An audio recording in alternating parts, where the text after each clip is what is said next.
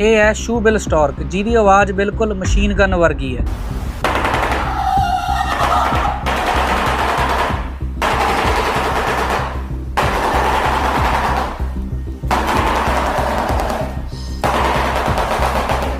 ਇਹ ਪੰਛੀ ਇੱਕ ਤਰ੍ਹਾਂ ਦਾ ਸ਼ਾਏ ਪੰਛੀ ਹੈ। ਇਹ ਇਨਸਾਨਾਂ ਤੋਂ ਦੂਰ ਰਹਿਣਾ ਪਸੰਦ ਕਰਦਾ ਹੈ ਤੇ ਇਹਦੀ ਉਚਾਈ 5 ਫੁੱਟ ਤੱਕ ਲੰਬੀ ਹੋ ਸਕਦੀ ਹੈ। ਇਹ ਲੰਗ ਫਿਸ਼ ਜਾਂ ਮਗਰਮੱਛਾਂ ਦੇ ਬੱਚਿਆਂ ਨੂੰ ਬੜੇ ਸ਼ੌਂਕ ਨਾਲ ਖਾਂਦਾ ਹੈ। ਸ਼ੂਬਿਲ ਹਮਲੇ ਦੀ ਸਹੀ ਉਡੀਕ ਦੇ ਵਿੱਚ ਕਈ ਘੰਟੇ ਲਗਾਤਾਰ ਸਥਿਰ ਖੜਾ ਰਹਿੰਦਾ ਹੈ, ਜਿਹਦੇ ਕਰਕੇ ਇਹਨੂੰ ਸਟੈਚੂ ਬਰਡ ਵੀ ਕਿਹਾ ਜਾਂਦਾ, ਜਾਨੀ ਕਿ ਬੁੱਤ ਪੰਛੀ। ਇਹਦੀ ਚੁੰਝ ਦੀ ਸ਼ੇਪ ਇੱਕ ਤਰ੍ਹਾਂ ਜੁੱਤੀ ਦੀ ਤਰ੍ਹਾਂ ਬਣੀ ਹੋਈ ਹੈ, ਜੋ ਕਿ ਸ਼ਿਕਾਰ ਨੂੰ ਕੁਚਲਣ ਤੇ ਮਾਰਨ ਦੇ ਵਿੱਚ ਇਹਦੀ ਸਹਾਇਤਾ ਕਰਦੀ ਹੈ। ਸ਼ੂਬਿਲ ਇੰਨੀ ਤਾਕਤ ਨਾਲ ਹਮਲਾ ਕਰਦਾ ਹੈ ਕਿ ਇੱਕੋ ਝਟਕੇ ਦੇ ਵਿੱਚ ਸ਼ਿਕਾਰ ਦਾ ਸਿਰ ਧੜ ਤੋਂ ਵੱਖ ਕਰ ਸਕਦਾ ਹੈ।